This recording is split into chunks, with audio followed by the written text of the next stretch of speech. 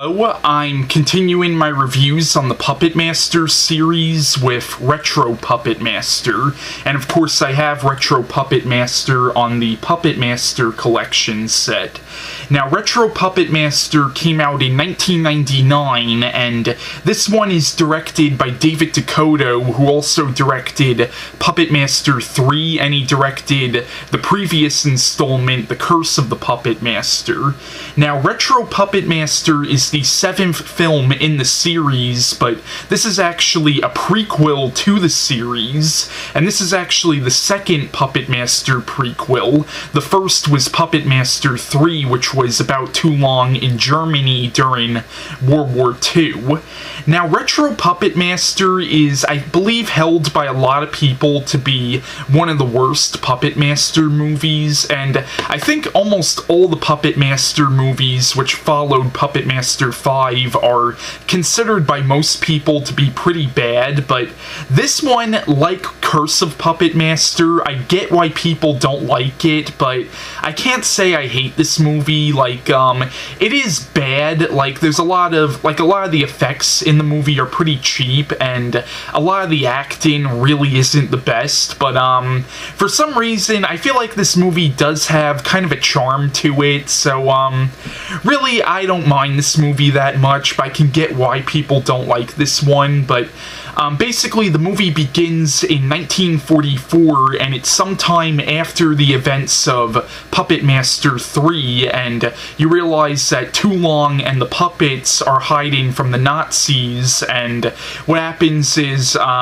Toulon basically tells the puppets a story, and when he tells this story, it flashes back to the year 1902 or 1901. I forgot exactly when the movie took place, but essentially the movie is about Toulon as a young man, and it's about how he got the power to give life to the puppets. Now, in Puppet Master 2, there actually was a brief flashback sequence explaining how Toulon got the power to give life to the puppets, but that brief flashback sequence that you saw in Puppet Master 2, that is almost completely disregarded in this one. So, most of the movie takes place in France in the year 1902, and it follows a young Andre Toulon, and in the movie you see Andre Toulon and some friends of his are running a puppet show, and what happens is Toulon eventually meets this old man, and it turns out that this old man is actually a 3,000-year-old Egyptian wizard, or like sorcerer, and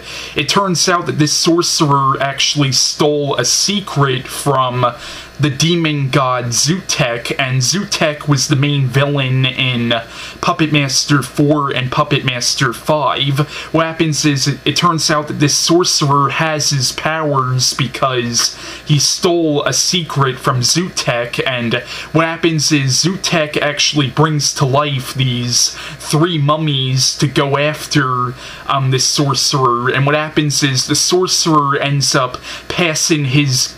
powers onto Andre Toulon, and basically the powers are to give life to inanimate objects, and what happens is eventually these mummies come and they kill this sorcerer, and they end up killing Andre Toulon's friends, and basically Toulon uses these powers that the sorcerer gave him to take his friends' souls and put them inside the bodies of his puppets, and basically now Toulon and the puppets are going after the mummies, and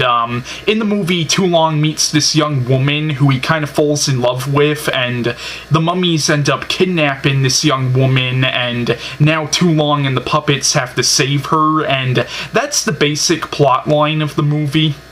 Now, I enjoy Retro Puppet Master. I mean, I get why people don't like it, and for all intents and purposes, it is a pretty bad movie, but I guess you can say it's a guilty pleasure for me. I mean, I don't know, like I said, it has a weird kind of charm to it. Like, I mean, the effects are kind of cheesy, and the acting really isn't that good, and it's funny, like, in the beginning of the movie, when you see the older Toulon in in Switzerland, like,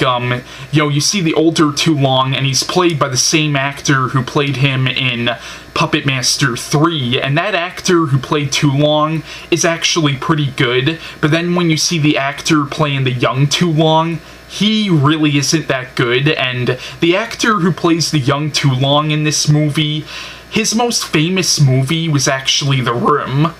I still haven't even seen The Room, but a friend of mine tells me I have to see that, but,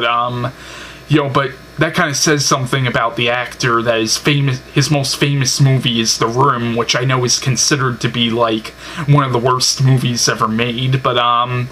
so it doesn't really have the best acting in the world, and once again, the effects work aren't really that good, but there is a weird charm to it that, I don't know, maybe I'm the only one who sees it. Like, I'm sure most people who watch this movie would probably hate it, but I enjoyed the film for the most part. And also, the mummies, who are like the three main villains in the movie, the actors who play the mummies are really, really over the top. Yeah, once again, I enjoy Retro Puppet Master. I think it's a fun movie. I mean, it's not great by any means, but